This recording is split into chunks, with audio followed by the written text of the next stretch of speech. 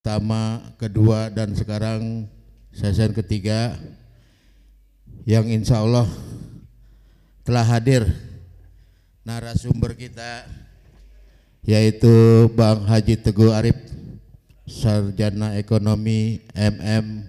Beliau adalah putra asli Petukangan yang memang selalu istiqomah. Apalagi kalau setiap Jumat kita sering lihat itu ada pemberian pemberian nasi berkah ya, Jumat berkah ya. Juga calon legislatif DPRD DKI Dapil 7 dari Partai PKS dengan nomor urut 8. Kepada yang terhormat Bang Haji Teguh Arif dimohon menempati tempat yang telah disediakan. Dan kali ini moderator kita adalah guru kita ya, seorang artis. Berapa sinetron dia pernah main, cuman kita gak pernah diajak. Kalian curhat, yaitu Bang Haji Batiar Pitung. Cuman gak tahu nih masih saudara Meki Pitung apa gak tahu deh tuh. Pada Bang Haji Batiar dipersilakan.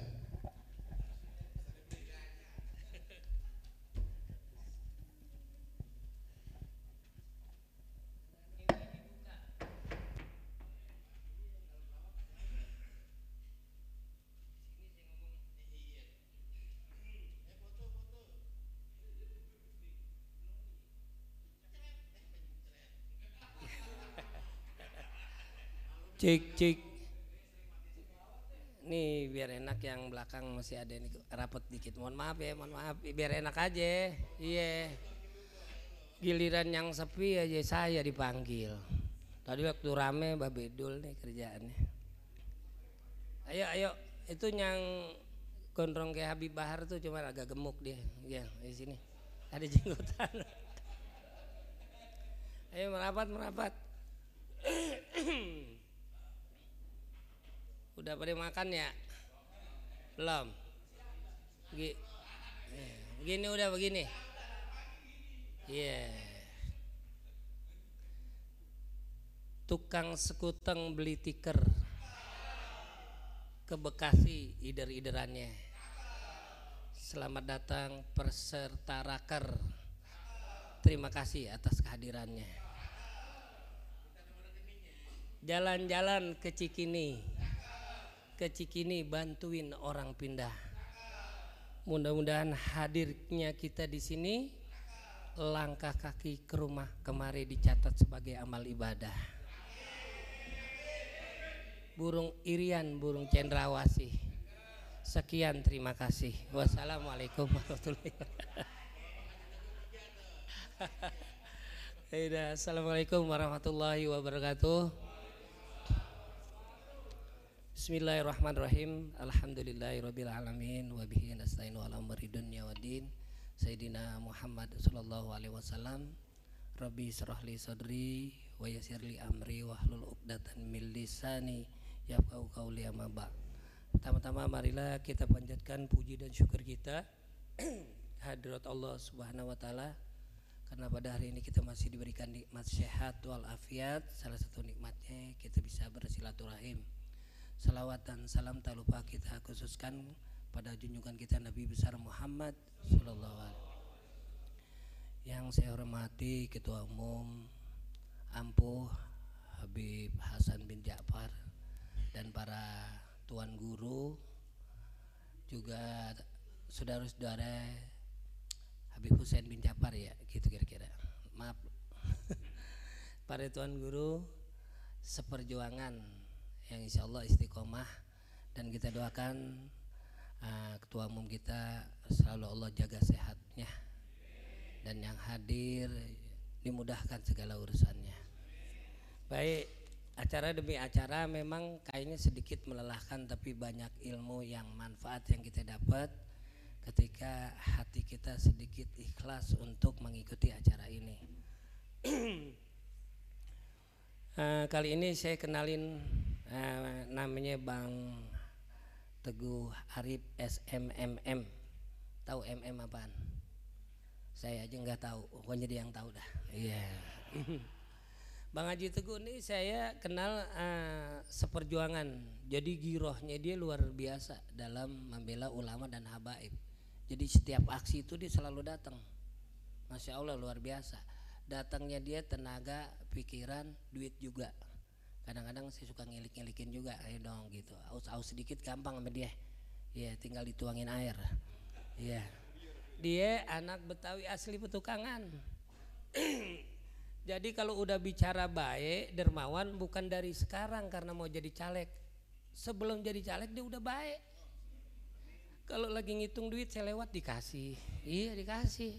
Orang mau lewat. Iya. Masya Allah luar biasa pokoknya nih. Betawi Petukangan. Iya. Insya Allah kita doain dia dapilnya dapil 7. Nomor urut 8. Partainya juga nomor urut 8. Apaan partainya?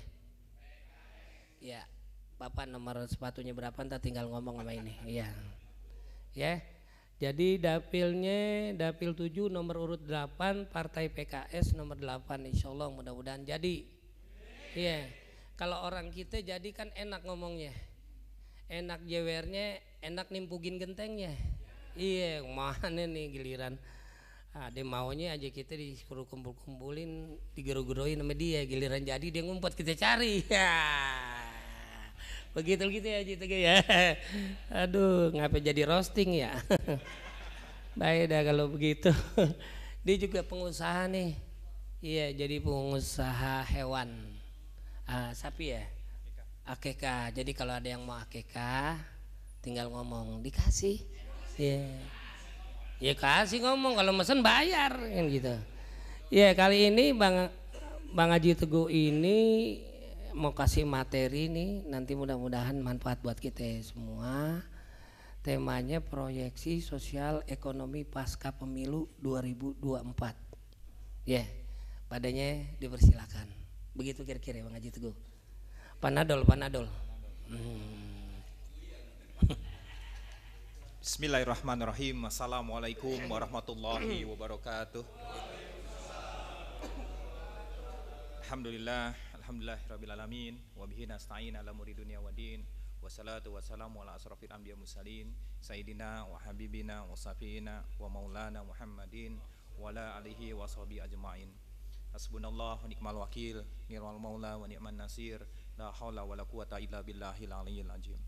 Segala puji tentunya hanya milik Allah, Tuhan semesta alam, Ar-Rahman, Ar-Rahim, Al-Malik, Al-Aziz, yang begitu banyak memberikan nikmat pada kita, di antara nikmat iman, nikmat Islam, serta nikmat sehat walafiat, sehingga alhamdulillah pada hari ini kita sama-sama bisa berkumpul dalam rangka kita melakukan raker. Ini rakernas apa raker will nih? Pokoknya raker dah lah ya. Pokoknya raker dah gitu ya. Mudah-mudahan nih hadirnya kita semua di sini bersama guru-guru kita ini turun keberkahan dari Allah Subhanahu wa taala, karena kita kumpul dengan ulama-ulama, kumpul dengan orang-orang soleh, dan kumpulnya kita di sini bukan hanya silaturahim. Silaturahimnya aja nih udah dapat berkah yang luar biasa. Salah satunya manjangin umur dan juga mudahin rezeki. Tapi kumpulnya kita juga di sini, tadi saya lihat ini banyak materi-materi, banyak ilmu-ilmu yang dikasih. Berarti kita sekalian juga thalabul ilmi. Kalau kita thalabul ilmi di sini, menimba ilmu di sini, insya Allah tuh sesuai dengan janji Allah, Allah tinggikan derajat kita. Sehingga kalau kita tinggi derajatnya, insya Allah kita jadi orang yang mulia baik dunia maupun di akhirat. Kenapa bisa mulia? Karena kita jadi tahu banyak hal. Karena kita tahu banyak hal, insya Allah tuh itu kita bisa gunakan untuk aplikasi kehidupan kita, gitu ya. Tadi ada bicara di awal tadi tentang kepemimpinan, ada bicara lagi tentang apa lagi tadi materi-materi, dan itu penting banget buat kita. Makanya tadi saya ngobrol sama Habib, ini luar biasa nih, jawara dikumpulin kayak begini nih, seharian begini nih.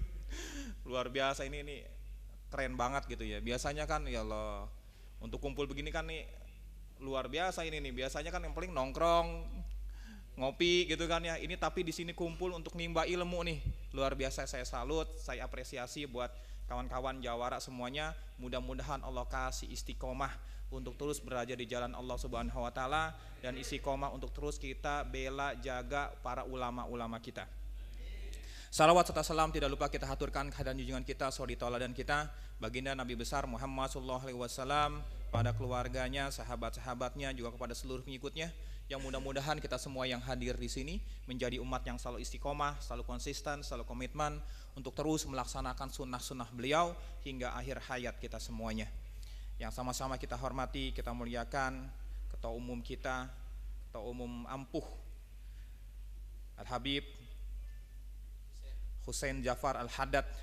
Kita doakan mudah-mudahan beliau Allah kasih kemudahan untuk segala urusan-urusannya, Allah sehatkan badannya, Allah mudahkan rizkinya, keluarganya Allah jadikan keluarga yang sakinah, mawaddah warahmah, dan semua keturunan-keturunannya Allah jadikan keturunan-keturunan yang soleh dan soleha semuanya, dan juga tetap istiqomah, komitmen, konsisten untuk terus jagain kita, untuk terus bisa nasihatin kita, ngingetin kita untuk berada di jalan Allah Subhanahu wa Ta'ala.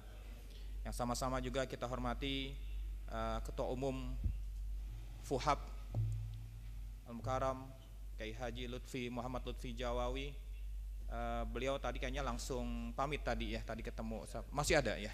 Masih ada. Kita doakan juga mudah-mudahan beliau Allah kasih sehat, Allah mudahkan urusan-urusannya, Allah mudahkan rizkinya, keluarganya Allah jadikan keluarga yang sakinah, mawaddah warahmah, dan semua keturunan-keturunannya Allah jadikan keturunan-keturunan yang soleh dan soleh semua. Para alim ulama, para habaib, para tokoh masyarakat, para tuan-tuan guru semuanya, abang-abang semuanya, yang namanya mungkin belum bisa saya sebutkan satu persatu, namun tidak mengurangi rasa hormat saya, rasa tajim saya, rasa kecintaan saya pada hadirin semuanya. Pada hadirin yang insyaallah terus dirahmati Allah Subhanahu wa Ta'ala, ini sore ini nih emang kalau ngisi materi ini waduh luar biasa nih, kayaknya seharian udah lelah bener kayaknya gitu ya. Nah, tapi ini karena memang kita niat kita di sini sebagai selain kita silaturahim, kita rakar, kita juga menimba ilmu di sini. Nggak apa-apa dah kita lelah-lelah dikit hari ini, tapi insya Allah lelahnya kita itu lelah yang insya Allah nantinya akan memuliakan kita. Kenapa? Karena nambahin ilmu kita tuh banyak. Ya, kalau kita tahu banyak ilmu ya tadi kita jadi banyak hal yang kita bisa tahu, kita melakukan segala sesuatunya ada ilmunya.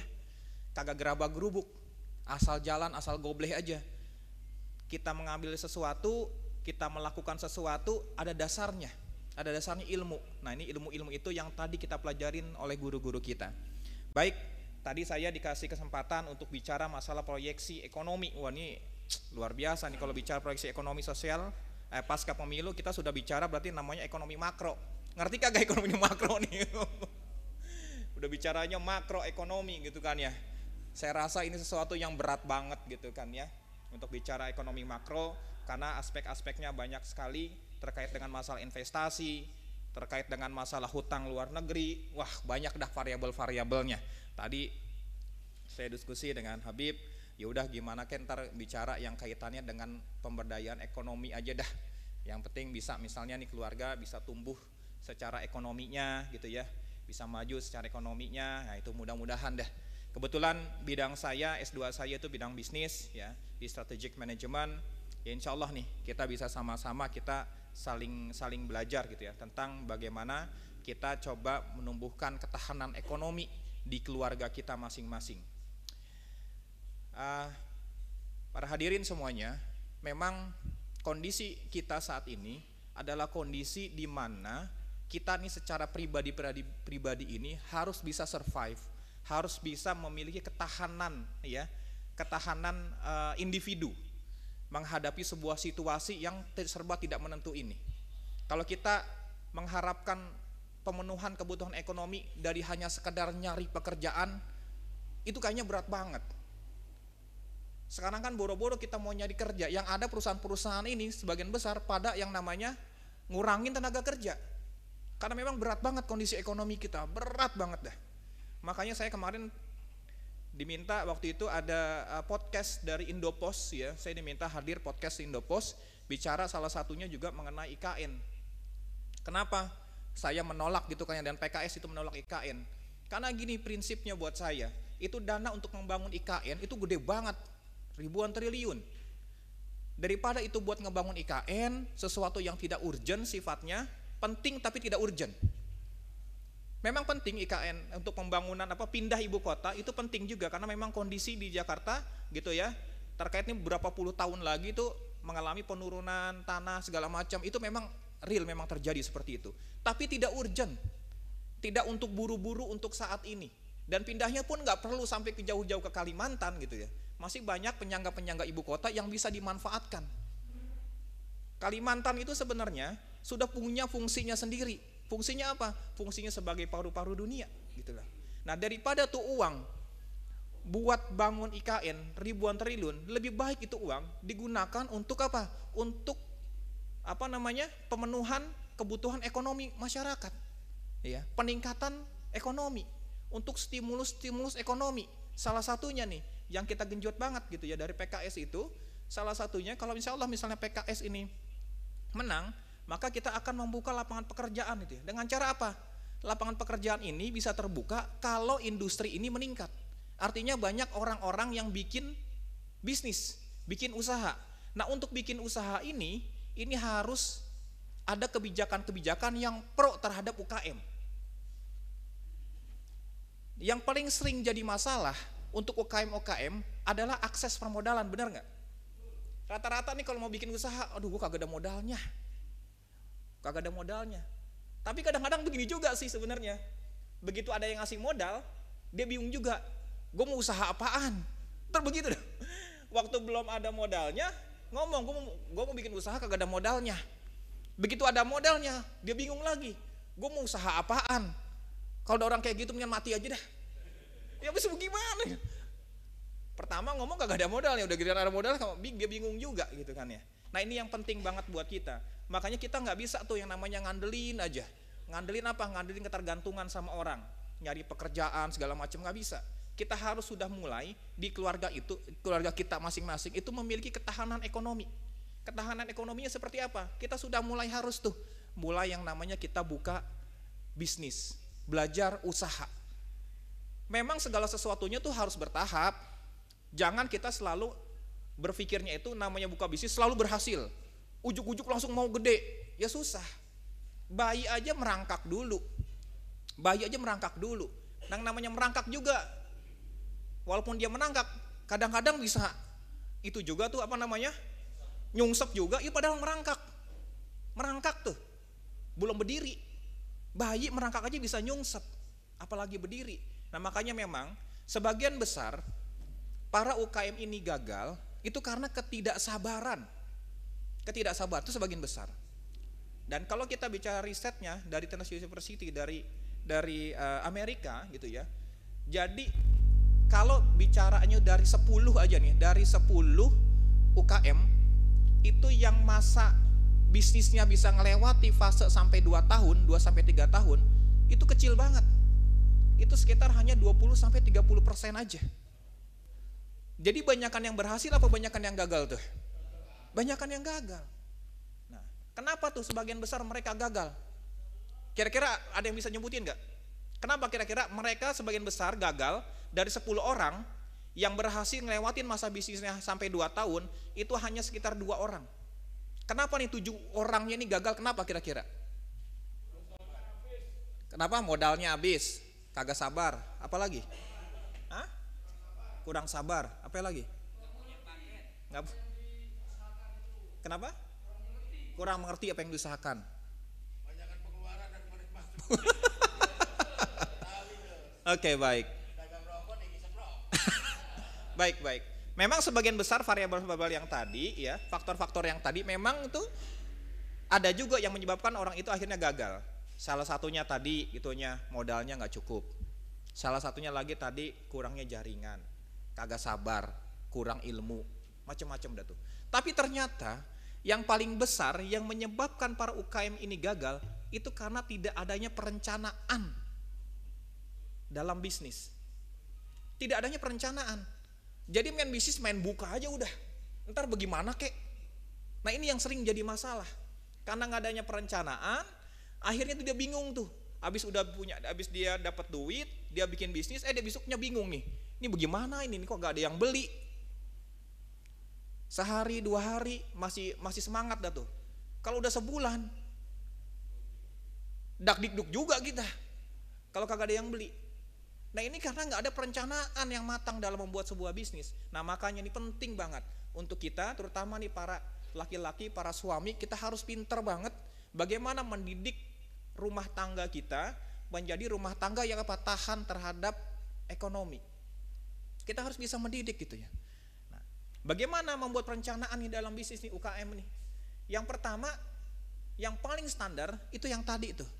Kalau bahasa kerennya, ini perencanaan bisnis, saya bikin modul namanya FIFA ya.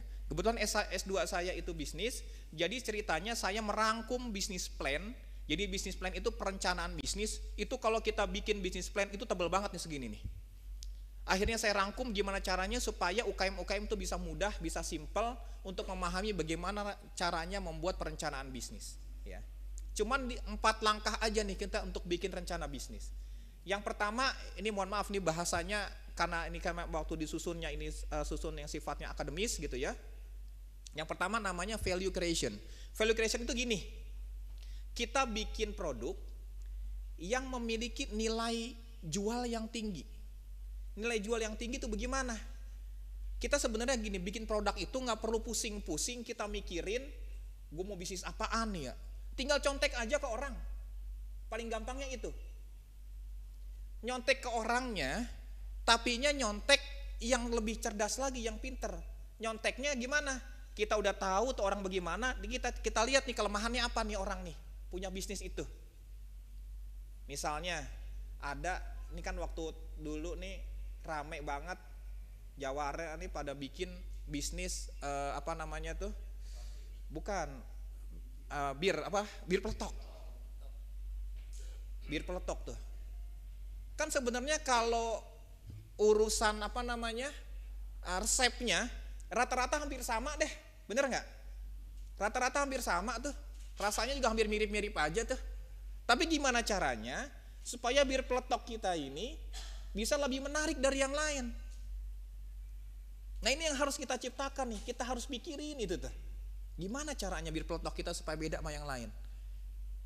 Nah ada beberapa yang akhirnya bisa bikin menarik, bisa bikin nilai jualnya itu lebih tinggi. Bisa jadi kalau misalnya dianggap bahwa semua rata-rata rasanya bir peletok ya begitu. Oke, berarti itu kita nggak bisa rubah-rubah lagi. Tapi kita bisa rubah dengan cara apanya? Bisa jadi kemasannya kita rubah. Kemasannya yang menarik, yang bagus. Jangan cuma sekedar kemasan plastik, ya Allah begitu doang gitu ya. Apalagi plastiknya kagak ada mereknya, cuman apa? Fotokopian, polos gitu kan ya Allah. Orang kadang-kadang percaya aja kagak, ini beneran kagak sih ini. Tapi yang menarik, yang bagus gitu. Sama sekarang kayak orang jualan kopi. Jualan kopi sebenarnya kan kayak Starbucks sama warung kopi pinggir jalan. Kenapa Starbucks bisa jualan tuh 50.000 satu gelas? Terus kopi-kopi pinggir jalan tuh paling juga 5.000, 10.000 pelak. Karena dia ngedesain bukan hanya sekedar jual kopinya, tapi kemasannya yang keren. Dia sebenarnya tuh ngejual, yang dia jual tuh bukan kopi, tapi apa? Kenyamanan dia pada saat dia ngopi. Jadi bukan kopinya tapi ngopinya. Nah itu seperti itu. Nah ini yang harus kita sama-sama bisa paham ya. Jadi kalau misalnya kita mau bikin bisnis apa, nggak perlu pusing-pusing. Kita lihat aja yang udah ada, yang kira-kira memang jadi tren ya, ikutin aja. Nggak perlu malu. Nggak perlu malu nyontek bisnis orang, nggak perlu malu. Segala sesuatunya di dunia ini nggak ada yang orisinal banget. Ngomong penemu pertama kali gitu kagak ada, semuanya pasti sama dasarnya. Tinggal kita contek aja, tinggal kita apa? Tambahin lagi yang kurang dari itu orang apa? Kita tambahin supaya lebih menarik. Contoh aja bir peletok, oh kita bikin kemasannya yang bagus, ya, kemasannya yang menarik dah, yang cakep dah kemasannya, penyajiannya yang bagus. Nah bisa jadi seperti itu. Nah setelah kita tahu nih ya apa yang mau kita bikin, kita contek gitu kan ya. I-nya nih diidentifikasi nih. Kan tadi FIFA ya. Pertama V-nya value creation, atau tadi kita bikin bisnis itu ya, kita contek terus kita tambahin lagi supaya lebih menarik, supaya nilainya lebih bagus lagi. Ya, supaya apa? Pada saat kita bersaing dengan orang ini jadi beda. Jadi beda. Bayangin nih, kalau misalnya nih semua sama nih kayak gini ya berderet nih. Tiba-tiba nih ada yang satu botol kaca. Ini kan botol plastik semua nih. Botol kaca, bagus, elegan. Kira-kira nih dari misalnya ada 5 nih botol kayak beginian nih. Pasti yang pertama kali dipilih yang mana? Yang paling menarik. Padahal isinya sama nggak air putih? Dia pilih karena apa? Karena beda botolnya doang. Bukan main. Itu salah satu aspek juga. Jadi gitu, misalnya nih kayak botol padahal isinya sama nih semuanya air putih. Tapi ketika itu botolnya menarik, bagus, akhirnya dia pilih dah tuh. Dia pilih. Nah, itu sebenarnya tuh gitu.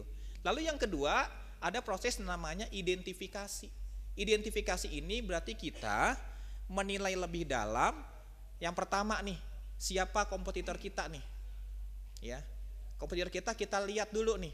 Oh, nih yang jualan bir peletok nih si A, si B, si C nih. Ini si A pasarnya di sini, di sini, di sini, di sini. Si C pasarnya di sini, di sini, di sini. Dia sebulan bisa ngejual sekian. Si C ngejual sebulan sekian. Si A kelemahannya ini, kelebihannya ini. Si B keunggulannya ini, kelemahannya itu kita identifikasi itu. Jadi kita bisa tahu siapa lawan-lawan kita.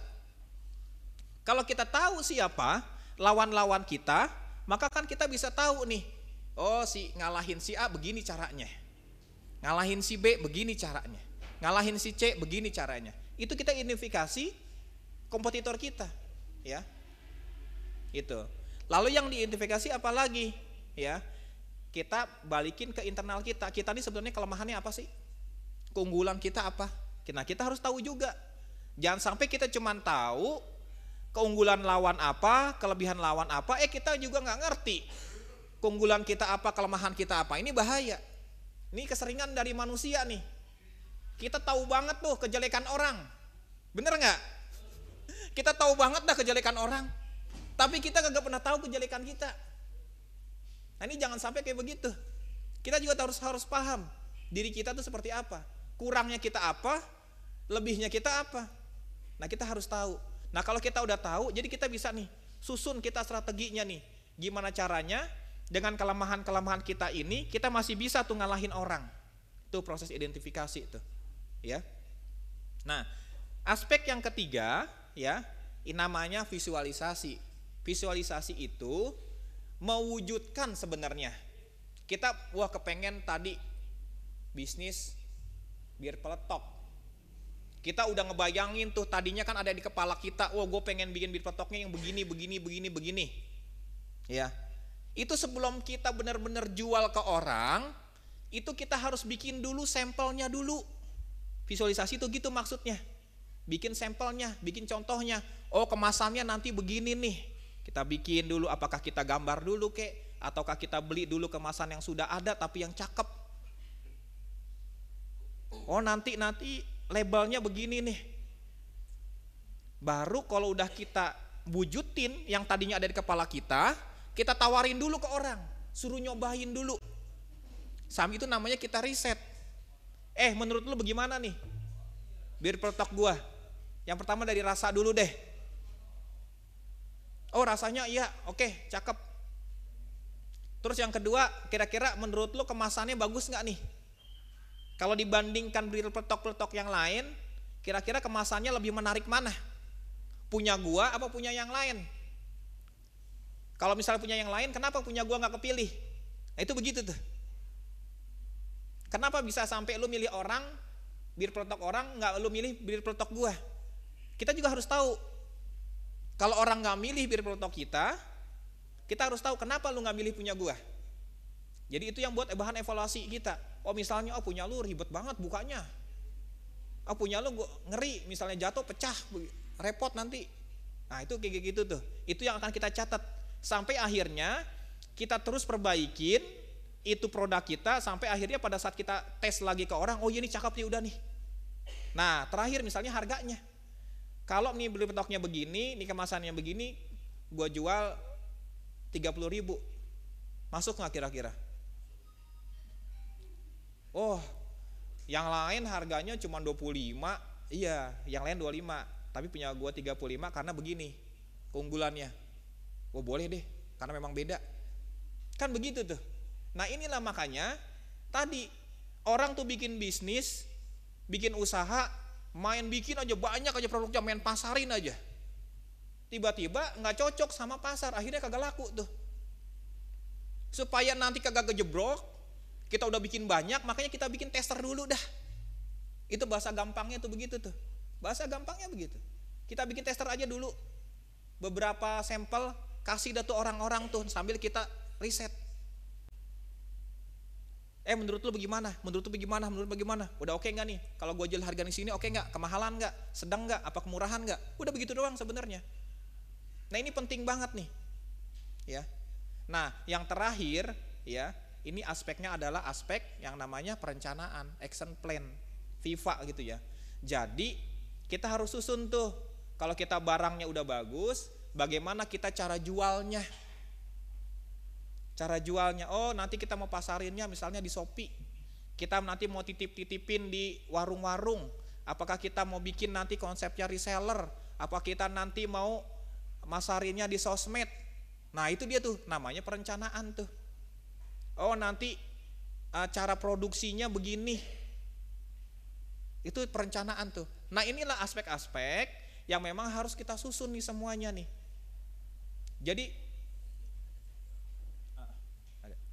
Jadi segala sesuatunya itu memang penting harus direncanakan. Sama seperti hari ini. Kenapa hari ini ada yang namanya raker? Ya, karena ini adalah fungsi sebagai seorang pimpinan, kita itu merencanakan sebuah kegiatan supaya apa? Kedepannya ini kita bergeraknya, kita jalannya, udah ada apanya? Udah ada kaidah-kaidahnya. Besok tanggal sekian kita melakukan apa? Besok lagi bulan ini kita mau melakukan apa? Besok lagi melakukan apa? Ini sama, bisnis pun sama seperti itu. Tujuannya supaya apa? Supaya kita nggak kehilangan arah. Orang kalau nggak ada rencana, pasti tuh nggak karuan tuh jalannya tuh. Udah bingung sendiri aja udah. Makanya ini penting banget nih perencanaan nih. Makanya kita nih selaku kepala rumah tangga nih sebagian besar di sini gitu ya. Kita sudah harus merencanakan untuk pemenuhan ekonomi keluarga kita itu dengan baik. Salah satunya apa? Untuk berani mulai untuk bikin usaha. Jangan takut-takut bikin usaha. Jangan takut. Yang sering jadi masalah buat kita adalah ketakutannya terlalu besar. Ketakutannya terlalu besar. Pilihannya hanya dua. Kalau kita takut, berarti kita nggak akan pernah dapat kesempatan untuk bisa dapat duit banyak. Tapi kalau kita berani, akhirnya kita punya kesempatan, punya duit banyak, punya pendapatan yang jauh lebih besar, dan juga ada resiko juga, ya nggak apa-apa. Tapi paling enggak kita akhirnya mengambil sebuah kesempatan. Yang sering jadi masalah, kita nggak pernah mau berani ambil sebuah kesempatan. Nah mudah-mudahan nih, dan juga bisnis juga itu nggak harus dimulai dengan bisnis yang modalnya besar, nggak harus. Mohon maaf sebagai contoh, saya membangun Asidik tahun 2007, ya, kayak sebelum pandemi ini, kita untuk sebulan itu omset kita itu 3,5. Asidik akikah gitu, akikah usaha akikah saya 3,5 M. Tahu nggak modalnya berapa? Tahun 2007 untuk bisa dapetin sebulan 3,5 M, modalnya berapa? Ada yang bisa tebak nggak? Kalau yang benar tebak saya kasih ini ya nih, kayak saya kasih bonus. Hah? Salah. Salah. Hah? 15 juta, ada lagi. 100 juta. 50 juta. Ya, kagak ada yang ini nih.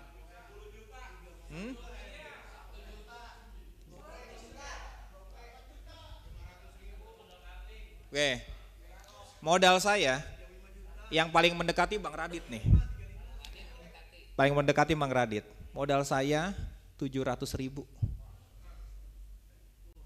700.000. 700.000. Jadi nggak selalu selamanya itu kita harus modalnya harus gede, nggak selalu. Bahkan bisa jadi nggak perlu modal sama sekali. Bisa jadi. Bahkan banyak orang yang akhirnya modalnya dalam sebuah bisnis pertama adalah modal trust dulu, kepercayaan. Kenapa saya bisa dapat 700.000? Alhamdulillah banyak yang percayain saya. Jadinya duit 700.000 buat apa? Itu kan harga kambing dulu masih murah banget itu, harga domba itu. Saya pakainya domba dulu. 700.000 tuh dapat itu 1 ekor dulu. Dan sebenarnya bisnis akikah itu nggak perlu modal. Nggak perlu modal sama sekali. Catering itu, bisnis catering nggak perlu modal. Kenapa?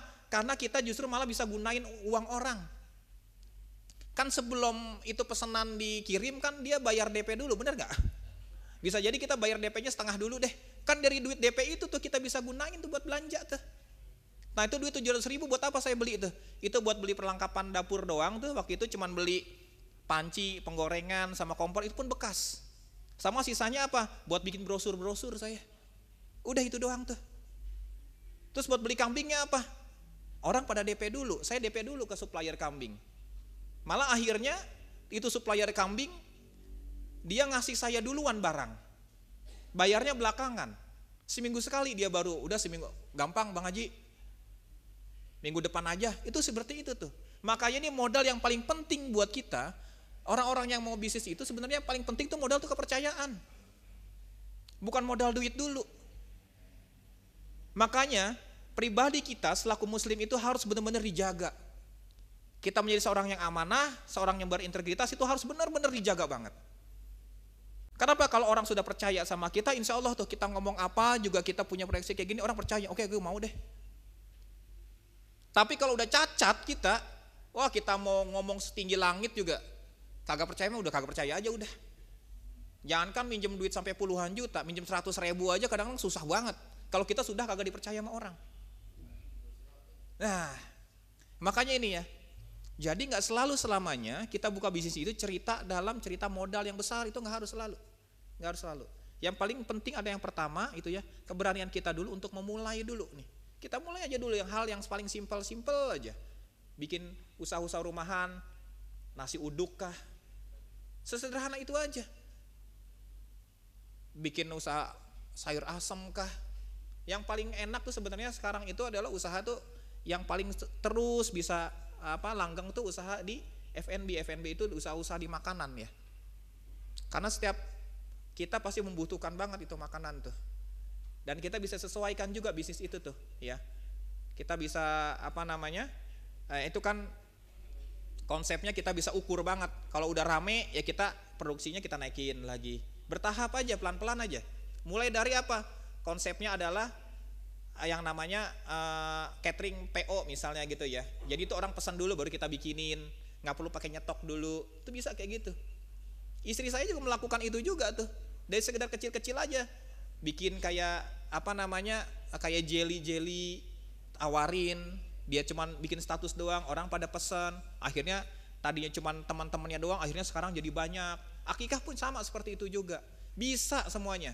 Ya, saya yakin banget. Maka kita nanti bisa belajar sama-sama. Kalau nanti kita mau lebih detail lagi, kan ini waktunya terbatas. Memang ini nggak bisa kita belajar dalam waktu yang sangat singkat ini nggak bisa. Karena biasanya saya ngajar bisnis plan ini paling nggak tuh 2 hari saya tuh ya. Paling cepat itu 1 hari. Biasanya kita bikin workshop gitu ya. Saya suka ngajar, dikirim ke daerah-daerah gitu ya. Itu 2 hari berturut-turut kita workshopnya, bikin bisnis plan namanya. Itu aja mungkin yang bisa saya sampaikan. Kurang lebihnya mohon maaf. Sekian, wabillahi taufiq wal hidayah. Wassalamualaikum warahmatullahi wabarakatuh. Waalaikumsalam warahmatullahi wabarakatuh. Tepuk tangan dong buat Bang Haji Teguh. Ya. Terserah moderator aja. Tadi saya tertarik, modalnya kecil, untungnya gede. Iya. Di rumah saya juga bisnis kecil-kecilan, untungnya gede. Saya namain bisnis saya Lin. Singkatan, bini jagain lilin, saya keliling. Nah, itu modalnya kecil, iya. Cuman kita ngesot melulu di tembok. Nah, asal goyang bini tiup gitu. Itu juga jenis bisnis ya. Jadi boleh ada yang bertanya, boleh bertanya. Ada nggak yang mau tanya? Iya. Yang paling belakang tuh. Ayo Bang Dul kerja. Jangan mau gajian aja. Bergerak.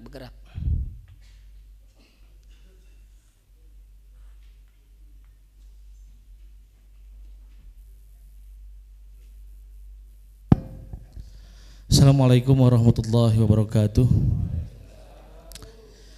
Perkenalkan, nama saya Irwan, kebetulan daripada pengurus DPP Ampuh. Hanya ingin bertanya aja, tadi Pak Haji Teguh sudah menjelaskan terkait usahanya yang tanpa modal. Ya alhamdulillah lah, salah satunya sama Al-Fakir juga kebetulan usaha. Dan betul apa yang dikatakan beliau, kuncinya adalah kepercayaan. Yang ingin saya tanyakan adalah ketika kepercayaan ini hadir, sudah deal, dan bahkan sudah ada tertera kesepakatan antara apa yang kita lakukan atau kita kerjakan. Nah, kadang konsumen ini ketika pelaksanaannya suka berubah, sedangkan kita kalau dikit-dikit dengan perubahan itu adanya ujung-ujungnya masalah tentang money atau uang atau tambahan, ya itu kadang suka diperhatikan juga. Cuman kita juga punya perhitungan daripada resiko. Pernah saya satu kejadian ketika mendapatkan kepercayaan ini, itu salah satunya miskomunikasi dalam artian pinginnya customer, saya nggak perhitungkan diminta daripada perubahan ini. Artinya perubahan dalam artian setelah adanya kesepakatan, lalu setelah deal adanya perubahan. Nah, di samping itu bagaimana caranya supaya sama-sama enak? Apakah di sisi lain kita tetap harus punya kesepakatan, lalu ketika ada tambahan kita harus ada pengajuan e-budgeting atau pengajuan kembali masalah harga, atau kita harus menyelesaikan itu dengan risiko yang kita lakuin walaupun itu rugi, kira-kira begitu. Dan itu pernah kejadian kebetulan ke saya pribadi, dan itu hubungan secara kekeluargaan sih sudah, cuman sampai bawa-bawa daripada hukum. Nah itu mungkin minta solusinya ketika ada miss itu baiknya seperti apa. Terima kasih. Assalamualaikum warahmatullahi wabarakatuh. Baik, berarti kan ini kan cerita tentang akad ya. Iya, berarti kan ini sebenarnya ceritanya tentang akad nih. Memang itu hal yang paling penting buat kita ketika bisnis itu. Hal yang paling krusial tuh di sisi akad itu tuh. Akad ini artinya itu termasuk hak dan kewajiban yang akan saling diterima masing-masing gitu ya. Ketika kita bisa saling memahami, sudah paham terkait dengan akad itu, ya harusnya clear di situ. Makanya bisa jadi harusnya tertulis, itu yang pertama. Lalu yang kedua misalnya, ada perubahan-perubahan gitu kan ya. Itu sebenarnya harus dibicarakan lagi. Kita balik lagi merujuk kepada akad yang sudah kita sepakati. Nah, tapi ini ada tapinya nih. Kalau saya biasanya, saya bukan orang yang kaku-kaku banget gitu kan ya. Kalau kayak saya lihat misalnya pada saat sudah ada akadnya, lalu customer, Pak minta ini dong, minta ini. Kalau saya lihat masih sifatnya wajar-wajar aja dan kita masih ada untungnya juga, saya biasanya approve aja, saya kasih aja. Kenapa? Akhirnya dia jadi wah asik juga nih, gitu kan. Yang kita sasar sebenarnya pasca pembelian yang kita kejar, bukan pas hanya pembeliannya aja. Pasca pembelian itu apa? Yang kita harapkan setelah pembelian ini terjadi yang namanya repeat order dan juga referral. Itu sebenarnya kemenangan kita tuh adanya di situ. Ketika misalnya akad dia dengan kita dengan dia nih, pada saat itu wah kita tipis banget ya dapatnya nih. Dia rubah ini, rubah itu, memang kadang-kadang konsumen ya kadang gitu juga gitu ya. Kita juga sering dapetin tuh. Minta ini tuh ribet banget dah pokoknya dah. Selama kita masih oke, bisa sanggup kita kerjain, ya udah kasih aja. Akhirnya apa? Nih customer jadi puas banget. Jadi puas banget. Ketika dia puas, dia akan cerita tuh ke banyak orang. Akhirnya apa? Ada referral tuh, orang akhirnya ke kita. Makanya alhamdulillah, usaha saya Asidik Akikah itu 85% dari referral dan repeat order. New customer barunya itu kecil lah. Karena tadi tuh, ketika dia puas, dia cerita sama orang, dia balik lagi pesan lagi sama kita. Jadi kita juga jadi pebisnis jangan kaku-kaku banget juga, gitu ya. Terus misalnya terjadi miskomunikasi, sering juga kita anggap bahwa customer yang salah nih, sering terjadi itu. Wow, udah dia yang salah, dia yang ngotot lagi. Kalau saya selalu sama anak saya tuh ya, sama tim saya, udah ngalah aja, anggap aja kita yang gitu. Hitung-hitung aja nih, tapi kita rugi nih Pak, oh, nggak apa-apa, biarin kasih aja. Akhirnya apa? Tuh orang jadi puas banget, wah, merasa diorangin banget. Akhirnya cerita tuh ke orang-orang. Kita kalahnya misalnya nih sama dia rugi 1 juta misalnya, kita dapat customer banyak, malah dapat puluhan juta, nggak apa-apa. Kita kadang-kadang memang nggak bisa kaku-kaku banget ngelihat juga nih proyeksinya ke depan tuh seperti apa. Apalagi sampai ke meja hukum, kalau saya mendingan nggak perlu kayak begitu-begitu, udah ngalah aja. Kadang-kadang ngalah itu juga membuat kita itu bisa malah lebih tumbuh. Ngalah itu nggak selalu kita ngalah itu gedein ego itu bikin kita tuh menang, nggak selalu. Apalagi dalam bisnis gitu ya. Bisnis ini kita harus luas banget, nggak bisa kaku-kaku banget. Mungkin kayak gitu sih ya. Nanti diukur aja dengan kadarnya ya, kadar masalahnya gitu sih. Udah, tepuk tangan dong buat Bang Haji Teguh biar semangat. Iya, ada lagi nggak yang mau nanya? Ayo, kalau saya lihat dia tadi bisnisnya bukan hanya dia juga, istrinya pintar nyari duit. Dagang apa tuh namanya jelly. Iya, kalau bini saya juga pintar nyari duit. Iya, saya nyari duit. Di bawah jok dia tahu dia cari duit. Di kos kaki dia tahu. Alhamdulillah saya bangkrut. Bininya salah ngeles, dia les apaan tahu dulu. Yang enak tuh bisnis ini yang nggak ada saingannya tapi orang kagak mau, padahal per orang aja bisa 2 juta. Iya. TMM, tukang mandiin mayat. Ya kan nggak ada yang mau berebut itu, nggak ada saingannya. Coba kalau satu gerbong kereta dia kan panen. Iya, nggak ada yang saingin. Tapi nggak ada yang mau, herannya.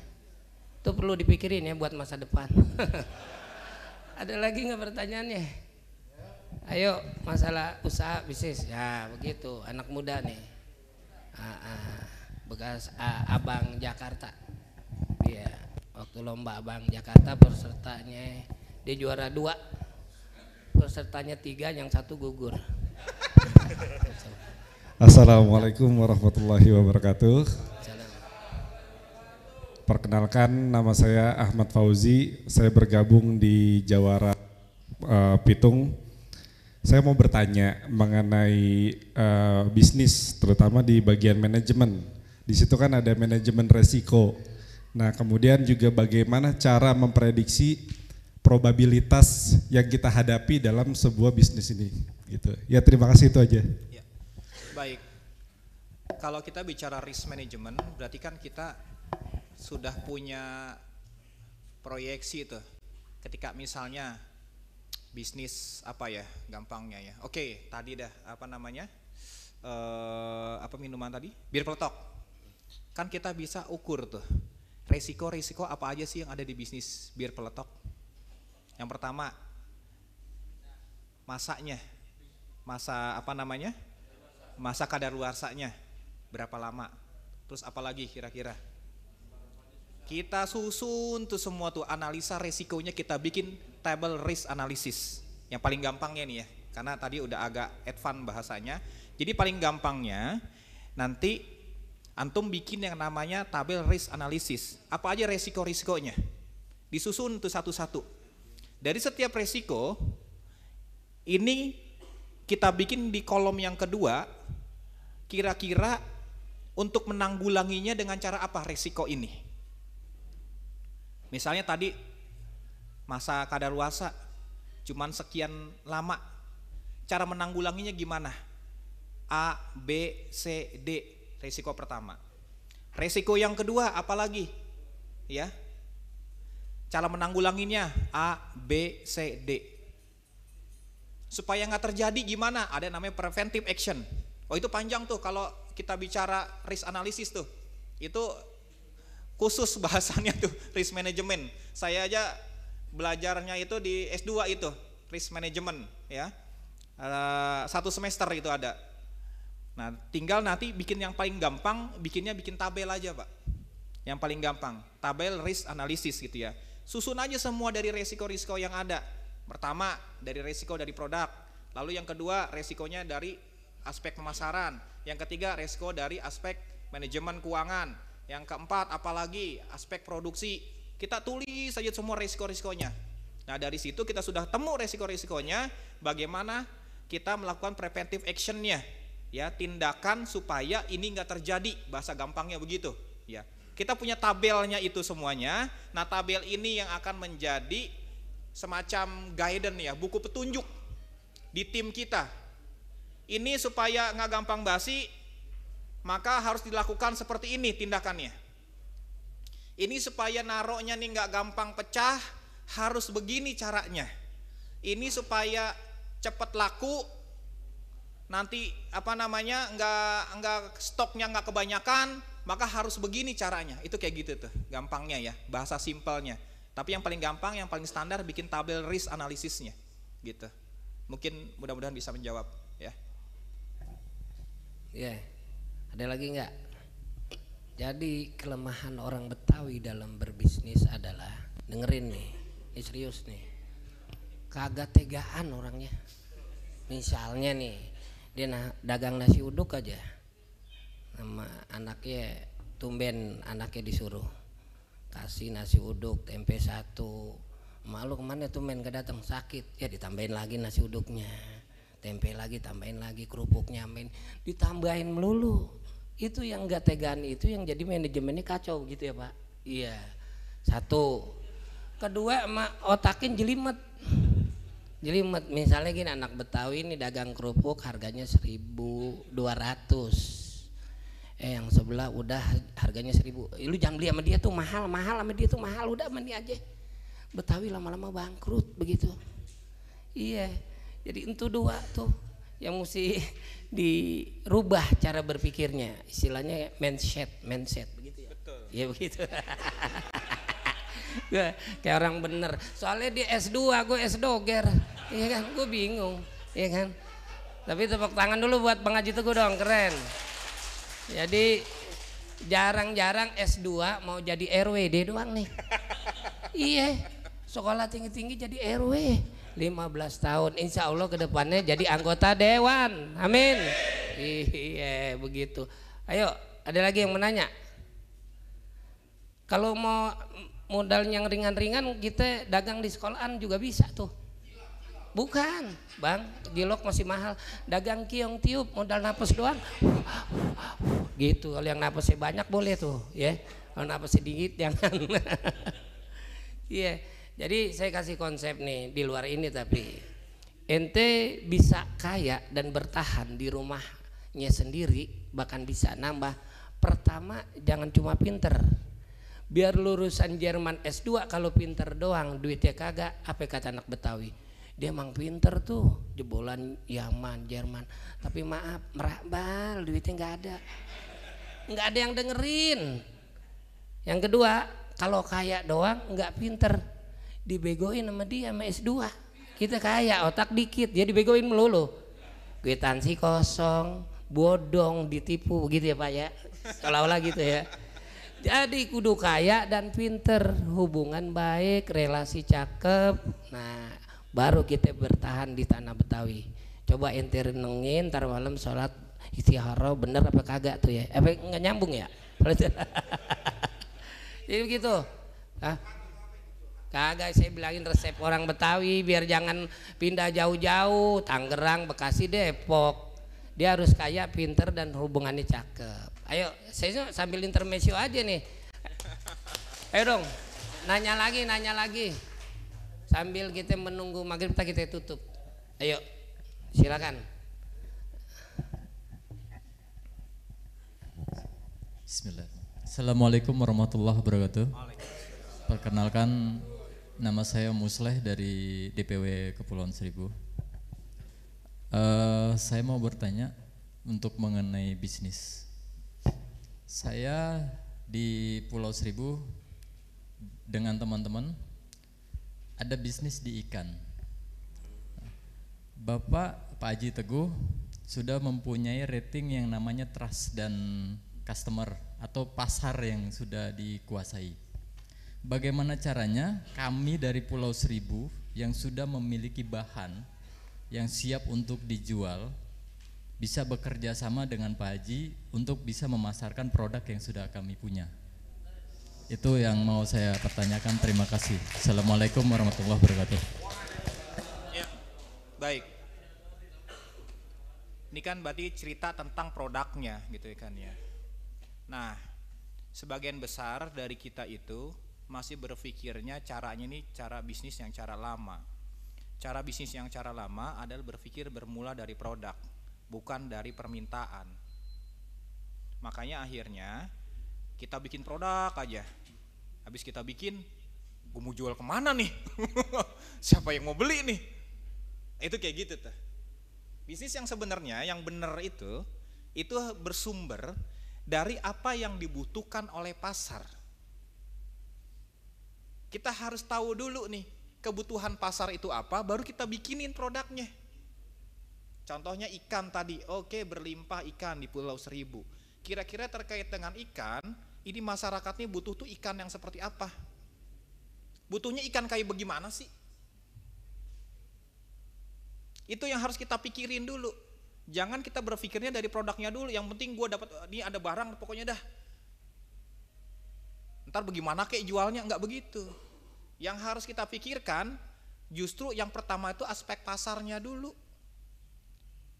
Masyarakat ini butuh ikan yang seperti apa? Kalau saya tanya nanti, kenapa saya harus beli ke abang? Apa yang bedain ikan-ikan lain dengan punya abang? Yang lain juga banyak yang segar juga. Hah? Melehoy dong.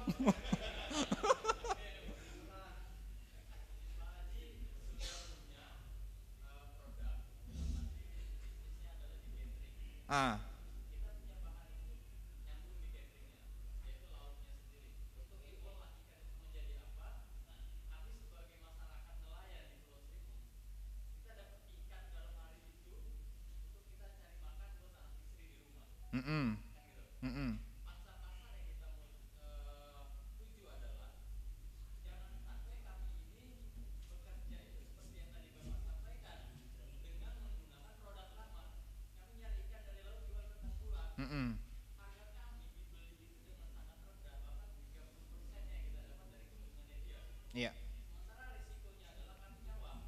Iya. Iya.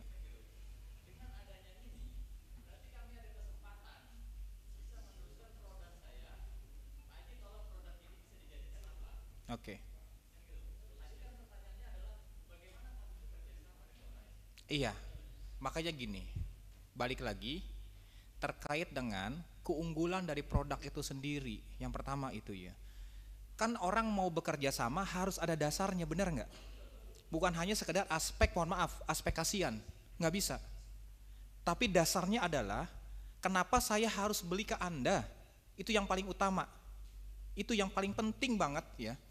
Jadi kalau kita punya produk, kita mempropos ke orang nih, Bang, gue punya produk yang begini.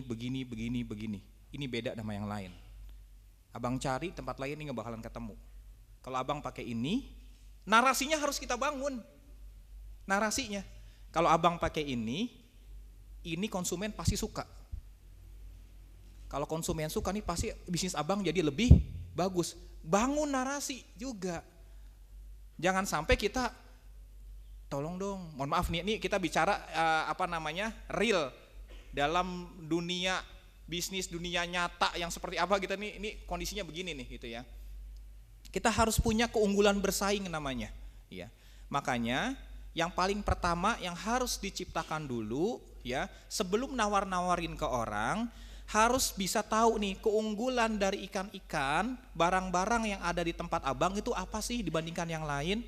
Baru kita nawarin ke orang juga tuh pede. Itu dulu tuh. Kan orang beli juga kan itu punya tanggung jawab.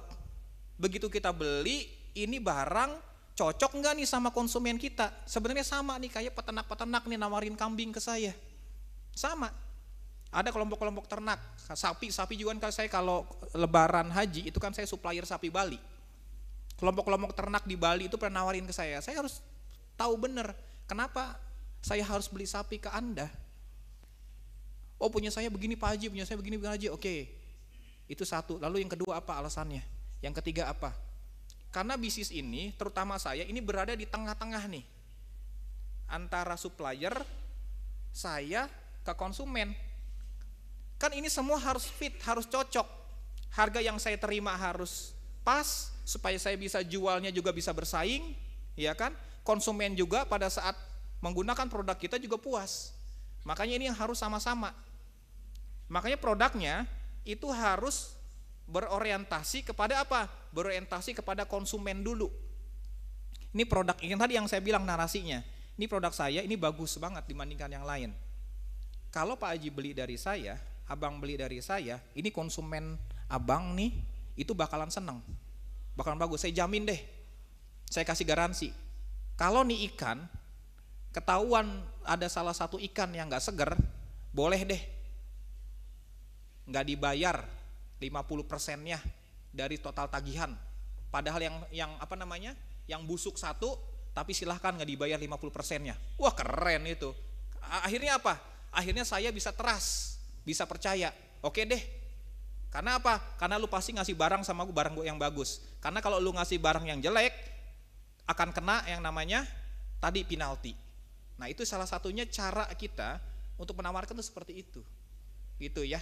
Mungkin bisa dipahami ya.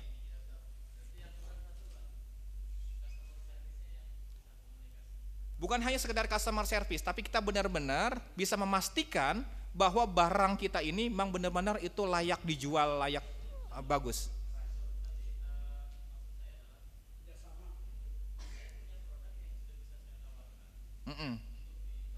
Iya. Iya. Iya. Iya.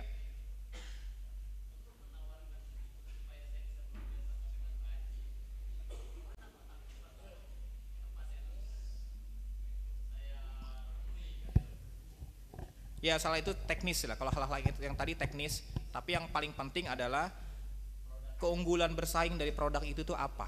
Yang paling penting itu. Ya. Iya, jadi keunggulan bersaing, kualitasnya, ya kan begitu. Kalau saya saranin kalau masalah ikan-ikan itu orang Betawi demennya ikan asin. Iya, jadi konsumennya biar banyak tuh. Kalau bisa orang Betawi konsumennya, mohon maaf banget nih bukannya kasar atau ini, kan ada ikan peda, asin, ya kan. Kalau bisa ikan perek, iya. Orang Betawi demen tuh, ya, ame sambal terasi. Kalau saya saranin lagi kayak Bang Wo nih mau rubah nasib, DTS aja, DTS, ya. Dagang tuyul second, ya kan. Insya Allah dah. Berantakan loh. Iya, tepuk tangan dong buat Bang Haji Teguh nih. Iya. Udah maghrib belum? Udah giniin. Iya. Udah. Iya, waktunya buka puasa. Kalau ada jarum yang patah jangan simpen di dalam peti. Kalau ada keterangan yang salah saya mohon maaf dan dibukakan pintu hati. Wabil taufiq wal hidayah. Wassalamualaikum warahmatullahi wabarakatuh. Waalaikumsalam warahmatullahi wabarakatuh.